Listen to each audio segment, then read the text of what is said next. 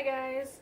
I'm gonna just give you a little bit of a video here telling you about Scratchboard and kind of my techniques and processes and that sort of thing, and kind of how I work with my pieces from kind of start to finish. So far this is kind of my setup right here. I work from my computer for my references a lot, so I do everything in Photoshop. Right here you can see this is how I have my finished piece set out. So I have everything figured out in Photoshop and ready to go and get, the contrast and everything that I want. So by the time I'm done with it in Photoshop, then it's pretty much exactly how I want it to look as far as the end product is concerned. So this is what the finished piece of this one's going to look like. Let's see here. This will be it for a show entry that I have coming up in February. So far, when I work on things, I tend to, zoom up and I can get all those details and stuff. This is a reference photo I took this past fall of a whitetail buck. And so as you can see, I like a lot of detail, and so I have a lot of detail in my reference photos for the most part, and sometimes I can fudge that if I need to get more detail, so that's kind of how I work. This is how the scratchboards actually start out. You can see this is what the back looks like, just kind of like a masonite panel. It's a hard board covered in ink.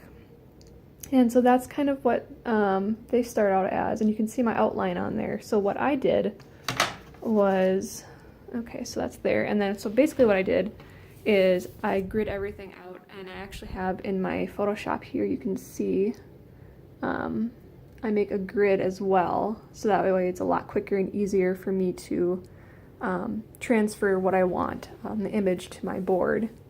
So this is kind of what it is. It's a sheet here, and I have the same grid lines as you can see. So what I've done there is you can see some of my pencil marks. I have everything drawn out the way I want it to, and kind of make things the way I want them to be, and make sure everything is correct and that there's no mistakes, because once I transfer it to the board, then it's a lot harder to get rid of mistakes if something's not placed right. So that's why I do all my work on here, and I make all my mistakes here first. And then, as you can see, there's pen lines here, so then what I do is I actually place my sheet here over the board, and then I tape it on the top there. And what I do is I take this white transfer paper here, and as you can see, it kind of has like a little chalky residue or whatever. It's basically like chalk is what it looks like, but it's white Ceril transfer paper is what the brand is, and I just, put that underneath my piece there like that, and then I trace around the lines that I made with a pen, and that transfers the lines here. And I try not to make them too dark, because if it's too dark, it's harder to get rid of. And what I actually do is I take a Q-tip like this, and I take some water on the tip here, and just get rid of my transfer lines that way. So you can see it's really easy to get rid of. So I just try to make sure they're not so dark, because the darker they are, the harder they are to get rid of. So these are pretty light transfer lines, and that's usually what I try to keep. These are probably a little lighter than I normally like them, but the outline is about kind of what I want. So that's kind of how a scratchboard starts out for me anyway. And so I always have my reference at hand on my computer, and then I always have my scratchboard in front of me somewhere. There's a lot of techniques and stuff that other scratchboard artists use for tools and stuff. Some of them use tattoo needles, some of them use fiberglass brushes, X-Acto knives, wire brushes, like pretty much anything you can scratch with is what people use. And what I like to use is a number 11 X-Acto knife like this. So it's pretty simple. I change the blades and stuff when they get dull. But I only use the tip to scratch, and so it's not, I don't ever use the side really at all here. I've tried pretty much every other tool for the most part, and this is really the only tool that I consistently use, and so that's what I do for most of my pieces. So I'll kind of show you how that looks. So let me just close in on that. So with scratchboards, what I like to start out with is I like to start out with some of the brightest areas. So in this case, that would be the muzzle of the deer here. And there's a lot of little itty bitty details, obviously, with this, and especially when I have good reference like this, the more, there's a lot of dust that comes off this too. Basically, the more I have as far as detail is concerned, obviously the longer it takes, because it's, you know, you have individual hair and fur details and stuff that you can see. And so I try to get all those onto my piece. And so that's kind of what it looks like when I'm scratching stuff off. And again, it's a very long process, long, tedious process, so that's why these are very labor-intensive pieces, and they don't come together very quickly. Every once in a while, I'll get lucky with a piece that comes together super quick, but not a lot. That's few and far between, unfortunately. But it's worth it in the end for sure, because the end product is always really cool looking, in my opinion. So you can kind of see that can obviously go on for a while until I have just that part, you know, scratch it off. And then, as you can see in my reference, there's a lot of ticking, is what they call it, detail in the fur. And so there's going to be a lot of that in like this area and stuff too. So this one's going to take me a while, but I have to finish it by February, so here's hoping. So yeah, so that's kind of what it works like with this piece here and stuff. And that's kind of how my pieces start off. And obviously I'll just kind of, like I said, I start out from the lightest areas and then I go on from there. But basically the light areas help me establish, you know, how bright my brightest whites are going to be and how dark my darkest blacks are going to be, and everywhere in between. So I can kind of go from there. That's why I like to start with the bright areas first. So yeah, I'll probably start with the muzzle, then go around this area, and then just kind of follow through, you know, this way or whatever.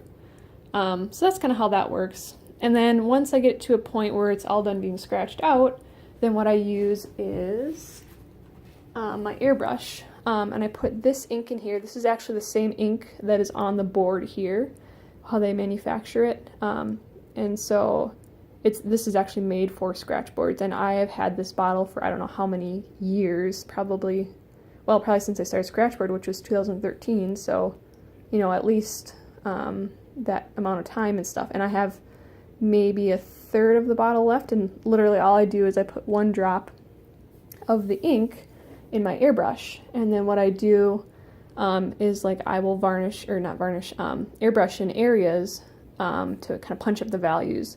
So in my reference here you can see there's some slight different variations in shades here. So what I'll do is in my airbrush I'll go back over these areas once I scratch it out and just really make those values a lot more softer and transitional, and that helps me to get that soft, realistic effect that I like. And so it's just something I do after I'm done scratching everything out. That's what I do, is I'm busy working on that then. And usually some pieces require more airbrushing than others do, but for the most part it's not too terribly complex. It's just kind of the areas that I think that it needs to be.